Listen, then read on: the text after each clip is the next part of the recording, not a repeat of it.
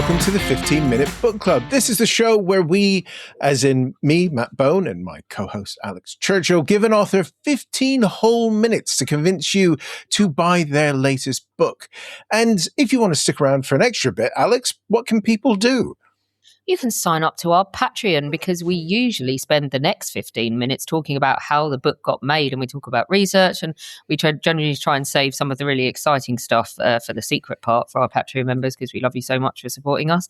So yeah, you can do that, but you can also support us and our author by just buying the book via our bookshop.org links, which will be in the show notes for you. So without further ado, Mr. Author, would you like to introduce yourself? Hi, Alex and Matt. Thanks so much for having me on the podcast. It's a real pleasure. My name is Dr. Thomas Smith. I'm a historian of the Middle Ages and the crusading world. And I've worked for, quite a long time now on the Crusades. And I really wanted to bring this story to a wider audience. So this is my first trade history book. And I'm really excited to see what people think of it. Hold it up. Tell everyone it's called, because they've just arrived. Have you seen it yet?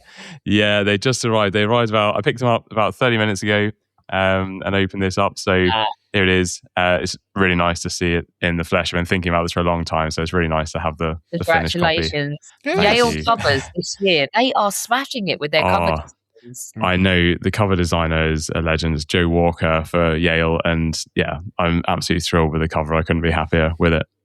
Amazing. Brilliant. Right. You haven't said the full title yet. Yeah. Let me tell you. So the full title is, it's the Fifth Crusade, a history of the epic campaign to conquer Egypt. Okay, should we start the clock, Matt? Yep. Hold on. Hang on. There we go. I think that's the right one. Right. So your 15 or so minutes, depending on how much we get. Oh, yes. And of course, as always, we will buzz you towards the end to hit you up with our silly question with about 90 seconds to go. Those be the rules. So, Thomas, your 15 minutes begins now. So, what was the pitch for this one? You said you've been working on the Crusades for a while. How did you convince Yale to put this into paper? Yeah, I think what's so exciting about this is the setting. It puts two things together which I think don't seem to belong together but are massively interesting. And when you put them together, it makes them even more fascinating, which is the subject of Egypt and the Crusades. And I think a lot of people are interested in ancient Egypt. I was, and I still am. That's a real passion of mine, but also the Crusades as well. And when they're really interesting, when you put those two things together, I think we know a lot more about crusading to the Holy Land, to Palestine. I think people are more familiar with that, but they may not be as familiar with the Fifth Crusade, which is the first one to invade Egypt. And it's really one of the last great untold stories of the Crusades. And I thought, this is a great opportunity to be the first person to tell this story to a wider audience. And I think there's a really fascinating story here. It's a real adventure. And yeah, I think the setting really makes it stand out. So why has no one done this one before? And what's for people that don't know their Crusades, this is all coming from Germany and Austria, isn't it? A lot of it is, yeah. So a lot of from England as well. It's actually a really pan-European crusade. So it is a large-scale crusade. And I think the reason why people don't know about it is because the way it ends. And I think that what we have to do is actually try and go back and view the crusade through the eyes of contemporaries. And as it's unfolding, this is the one which really shifts the geopolitical situation in the Middle East and really opens up the front of Egypt. So it holds out this huge amount of opportunity really for the Crusader states to really shift the axis of holy war in the region. And it does that for several years. And it actually really comes very close to conquering all of Egypt and then completely changing the way the rest of Crusades history pans out for the 13th century. But I think that because the way it ends in the sort of muddy waters of the Nile in August 1221, I think a lot of people have then just wiped this one from their memory as one of those failed crusades, but actually it's a really significant one. And they're messing about there because Jerusalem's gone already, hasn't it? Yeah. Yeah. So basically there's a big shift in strategy from around the year 1200, say.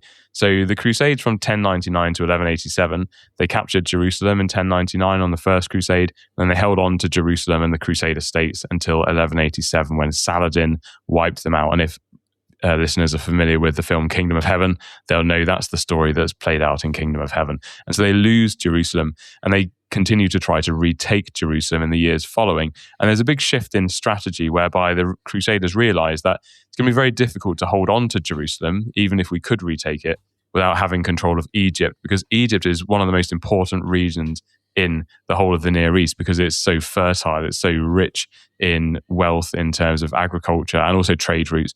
And that finances the biggest military machine in the Near East, which is the Egyptian army and Egyptian navy. So the Crusaders realized if we take Egypt, then we can then stand the chance of taking Jerusalem back and holding it long term. So let's just you've sort of set the scene here, but it's an important one. Which pope is doing this one? Because I think it is one of the many innocents who isn't terribly innocent, but which pope is this? And sort of who are the sort of big names that get sort of roped into a holiday in Egypt? Yeah, so it's kicked off by Pope Innocent III, who's a really famous pope because he gets so involved in crusades, but he dies before it actually is launched. And so it kind of all goes to pieces for him there. But fortunately, there's a successor called Honorius III who takes over and does a really, really good job of organizing the crusade and collecting taxation and preaching. So actually, it's quite seamless. And I think the strength of the papacy is that it is an institution. So as soon as one pope dies, if you can elect a successor very quickly, then actually it's pretty seamless. And that's what happens here. So the successor, Honorius III, has already been schooled in the preparation of the crusade. And so no. Your cat's just turned off your microphone, which is brilliant. He turned the mic off. Yeah, that's the naughtiest thing. I'm relieved it's not my errant child.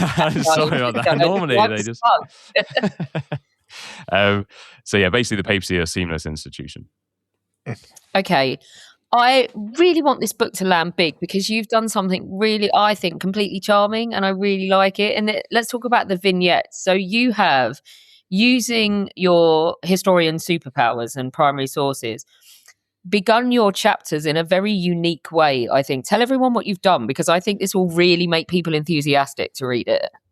Oh, thank you. I'm glad you enjoyed the vignettes. They were really important. So that's really where I started writing the book and how I started writing it. So each chapter opens up with a vignette that's based on the primary source material, where I try and reconstruct that lost world and to place the reader almost as if they're there and they're watching the scenes unfold. And it's a scene which is supposed to open up the rest of the chapter and give you a real sense of place and space and what's happening. And I hope capture people's interest and pique the interest for the theme of that chapter that follows. So we open, the first chapter opens with a crusader who's carrying essentially a medieval nunchuck, which is a modified agricultural flail, and he's balancing on this unique floating siege engine on the Nile while they're attacking this stone chain tower in the middle of the River Nile, and the waters are rushing between the tower and the floating siege engine, and they're trying to take this tower. So it's an attempt really to try and set the reader up in the world of the chapter and of Egypt and the Crusades. And the book takes, what I try to do with it is make it a real globe-trotting adventure. So we start off in Northern Europe,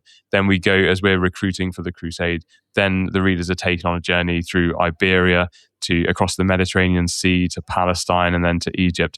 And so I thought that what was fascinating about this story is the world that they inhabit, and they're going from such different landscapes and such different experiences, and they're seeing things and experiencing things for the first time in Egypt they've never seen before, like crocodiles. They're fascinated by crocodiles. They're terrified by the crocodiles.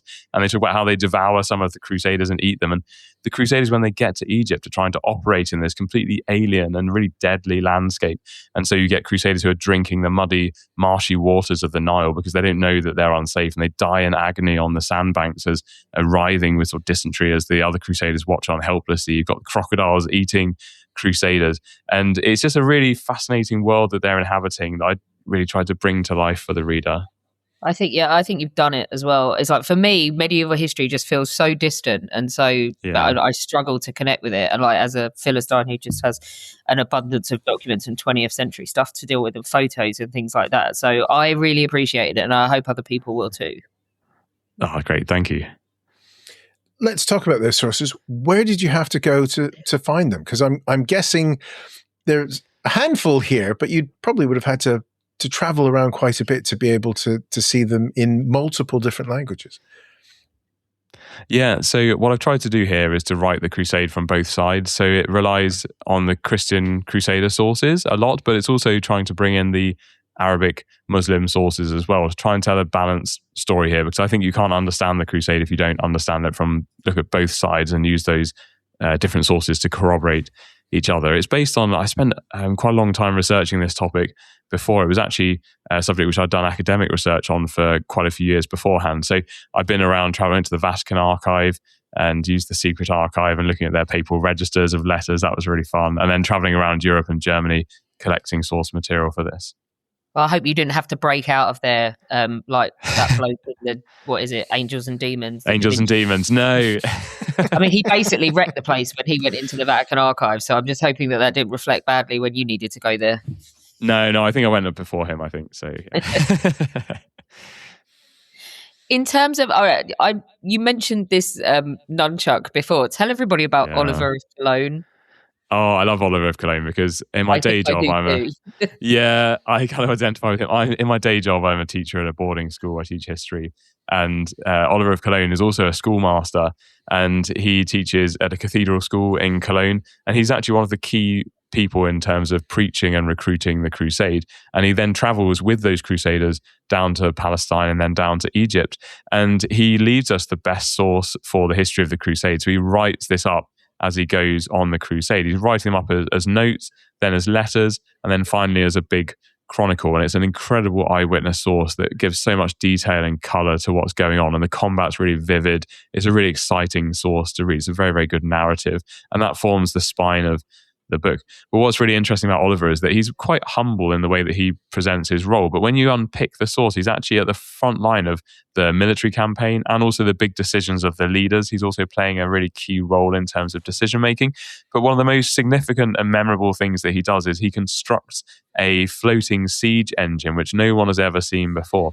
So I mentioned this stone chain tower in the middle of the Nile. The waters are rushing around it. The Crusaders need to besiege this to take the city of Damietta, which is one of the most important port cities on the Mediterranean coastline, which the Crusaders do succeed in this grueling siege. It's actually one of the longest from the history of the Crusades. It lasts 18 months and it's an incredibly punishing siege. And he plays a key role in breaking the city. So he invents two ships lashed together with a wooden fort on top with a huge ladder, and then it's covered in animal hides to protect it from Greek fire, which is like medieval napalm that the Egyptian defenders are throwing down in these ceramic hand grenades. So there's action sort of going off everywhere, and he invents this machine and pays for it and sends it into action. And that's how they crack the chain tower and ultimately open up the city of Damietta for the rest of the siege. So he's a really interesting figure who's really a great eyewitness source for what's going on the crusade.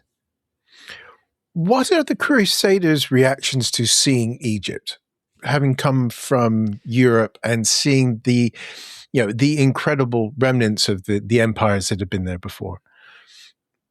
Yeah, it's really interesting. That's what really got me into the topic in the first place, was this setting of this incongruity, seemingly, of having the Knights Templar in the land of the pyramids. And they're very much aware of the ancient history. They very much, the way they write the history of the Crusade, they're very much aware of the ancient landscape and the ancient Egyptians and the biblical history and the Romans and the Byzantines who have been there before them. And they encounter the remnants of these ancient cities and civilizations. So some of the defenses of the city of Damietta are actually constructed from dismantled ancient Egyptian quartz pyramids. So the ancient history of the landscape really inflects what's going on in the Crusaders' experiences. They find the landscape very strange, and they're also trying to orient themselves in what they know about it already from book learning from the West. So the Indiana Jones and the Raiders of the Lost Ark connection is around the city of Tanis. So listeners who are fans of Raiders will know that Indiana Jones is searching for the lost city of Tanis to find the lost Ark of the Covenant. And then the Crusaders know about this city, Tanis, as well, and they actually get mixed up, and they are operating in the same region. And they capture a city called Tinis, which obviously is very similar. And our main source, Oliver of Cologne, is not actually present for the capture of that city. And he mixes up. So he's thinking about how the Crusaders are operating in this ancient landscape. And he's heard of Tanis, but he hasn't heard of Tinis. And he mixes them up. And so he talks about how they captured Tanis and they basically take this city, but it's not the same one. So that was the one Indiana Jones was looking for the Lost Ark. The Crusaders are actually in Tinis, but they think that they're in Tanis. So there's a really interesting connection there, which opens up some great history, and also I think shows how they're writing the history of the campaign and how they're trying to orient themselves in this ancient landscape, very alien landscape to them. We got time for a quick one, Matt, Alex. we've got time for one more. One quick one. Quick one. I want to save the World War II tie-in for that. If you, who is your, apart from Oliver and Cologne, is there a corresponding amazing character on the other side that you've managed to bring into like the English language for us? Yeah, so there's two. I mean, the main one is probably Sultan al-Kamil. So he's the Egyptian Sultan. He's incredibly wily, a great strategist. And he's also really, really generous to the Crusaders. So at the end of the Crusade, he actually treats them really fairly and more than fairly and gives them food and saves their lives, basically. And he's a really great figure who I'd really like to have met. He seems like a really great leader and also a really nice human being from what you can gather from the sources. Everyone seems to really praise the way that he behaves on this. So he's a really good formidable opponent for the Crusaders and a really good foil for them. There's also a Muslim counterpart for Oliver of Cologne who's called Ibn al-Athir, and he's a really great historian of the Arabic world and writes these incredible histories which give us so much detail. So he's I think the Islamic counterpart of Oliver of Cologne. So I think we're really blessed with a great set of sources, a great set of characters, and also being able to reconstruct this history from both sides. I think it's a really, really valuable approach. Okay. There we go. We got 90 seconds left. Right. My turn for the Mr. Gammon question. This is where we put something silly to our guest. Dr. Smith, I put it to you that there's false advertising going on here, because how can it be called a crusade if it doesn't go anywhere near Jerusalem? Fourth Crusade, nowhere near Jerusalem. Fifth Crusade, nowhere near Jerusalem. Children's Crusade, really bad one, nowhere near Jerusalem. Why can we call this a crusade? Because Jerusalem surely is the point of a crusade.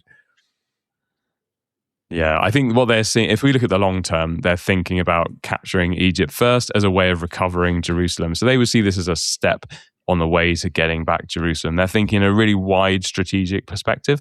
And I think it just shows how clearly and carefully they're thinking about what they're doing. And of course, when they set out for the crusade, when they sign up for it and they're recruited, they do think that they're probably going to go to Jerusalem and try and recover Jerusalem.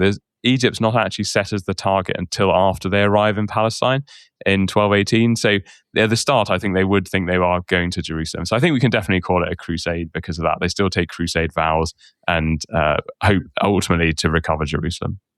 I was like, are they not bored yet? Are they not looking at this and going, this just isn't going our way? Or is it so now culturally ingrained in these people that they're like, well, the pattern has passed to us and we must go? Yeah. No, I think you're exactly right about that. Time's up. Oh, no, go on, answer that. Answer that one. No, I think you're exactly right. It's about culture, and they're encultured in this world of crusading activity, which has been going on for over 100 years by the time the Fifth Crusade happens. And a lot of these people have got families and histories and heritages of crusading that date back all the way to the First Crusade. And so I think that explains why, one of the reasons explains why they continue. It's also about the remission of sins. So they're still being offered this indulgence of remission of sins for going on the crusade. That's an incredibly appealing offer still, even at the beginning of the 13th century. And also, I mean, the crusades go on until 1291 in the Holy Land. So it goes on for quite a long time after this, but also they continue after that in different regions and theatres for hundreds of years. So the idea is really powerful and retains a real urgency even after the 13th century. I am so smug that there is finally a cat on this podcast more badly behaved than Reggie, and not mine. It's brilliant. That cat wants its close up. Both of them made their appearances. Rudy and Ralph, I give them a shout out. My favourite. Yeah, like, people think that's not one really badly behaved cat. That's two cats. No, yeah, exactly. Is what that is. Yeah. Thank you so much. Tell everyone, wave it around again so everyone can see the amazing cover, and tell everyone what it's called. So it's called The Fifth Crusade, A History of the Epic Campaign to Conquer Egypt. It's from Yale University Press. It's out in the UK on the 14th of July. It's out in the US on the 8th of September. You can buy it direct from Yale or from your local independent booksellers, or online as well through all the usual channels. Amazing. Thank you so much for coming on to talk to us about it. It will be in our show notes for bookshop.org. So if you go and buy it from there instead of buying it from Space Satan, then he doesn't get any more money to spend on crap rockets. And we all get a cut, including Thomas, who wrote the book. So it's just a wholly more like cooperative way to do book buying that doesn't involve a monster. And that's your lot if you're one of our normal listeners. Go on. Yeah, I'm actually just, I should have done this before we came on, because Yale Books has a sale on till the end of the month as well. It does. Yes. 50%. I know, it's a big sale. Yeah, so run, people run. Yeah. I can't spell I don't think mine's Crusade. included yet because it hasn't. I don't think it Yeah, is. unfortunately, I don't think it's in the sale. But I know a lot of other really great Crusade books from people like Steve Tibble and John Hostler are in that sale. So yeah, go and fill your boots. Interesting that I've just misspelled Crusade. Yeah, I've just misspelled Crusade, and a really interesting book about Frank Lloyd Wright and New York's come up. So that's going to be my purchase from the Ale book sale, but we do some of that. That shows how prepared we are, dear listener, that we're randomly Googling stuff we should have checked beforehand. Of course, if you want a little bit more with Thomas talking about Fifth Crusade and crusading in general, maybe a little bit more about Raiders. And the World War II connection that he's stretched up. Because Dr. Smith, your social media game so far for this book has been really good. You're coming up with really good books online, and one of those is Higgins' boats. So I'm afraid and people are getting the D-Day connection to the Fifth Crusade. The rest of you will just have to sign up. Yeah, we could also talk about the drunk Crusaders who set fire to their tents and then walk off into the fields and all get killed because they had too much wine the day before as well. We could throw that into. That sounds like how I'd do crusading. To be fair. We will definitely cover that story as well. So, dear people, you will have to subscribe to Patreon to hear all that cool stuff. If not, thank you very much for listening. Join us again next time. Patreon people, let's go. Yes. See you next time, everybody. Bye-bye.